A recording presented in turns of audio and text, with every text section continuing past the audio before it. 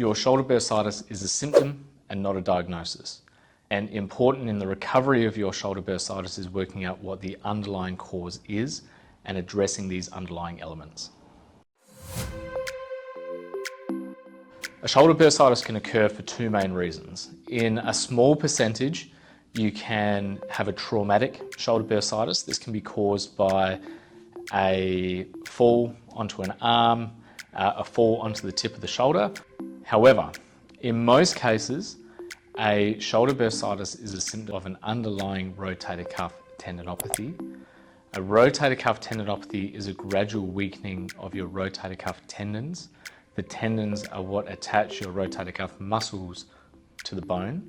The tendons function to stabilize your humeral head in the socket during your movements. So if there is a weakening through these tendons and the humeral head is not stabilized as effectively as previously, it can irritate structures such as the subacromial bursa. Your symptoms of a subacromial bursitis are typically an inability to lay on that arm. We have night pain, and there can also be quite a severe pinch and pain in the tip of the shoulder, which can often radiate down the arm with flexion movements and abduction movements, especially at about 90 degrees.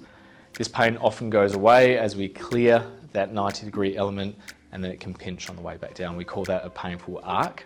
The treatment of a subacromial bursitis requires two phases. The first is the calming down of symptoms. So we can do this by alleviating tensile and compressive loads going through the shoulder. Our tensile load comes from our muscles being super tight, whereas our compressive loads come from the shoulder being in positions that push that tendon up against the bone. So for example, having a rounded shoulder posture or laying on that side can put compressive load onto the shoulder and aggravate your pain. The symptom relief stage of treatment requires activity modification, often some hands-on therapies such as dry needling, remedial massage or joint mobilization. However, it must be noted that even though these modalities can improve your shoulder bursitis symptoms, they will not take it away completely. The treatment of the underlying tendinopathy requires a strengthening protocol. Often this begins with strengthening up of our mid-back muscles and the muscles that will stabilize the shoulder blade effectively down and back.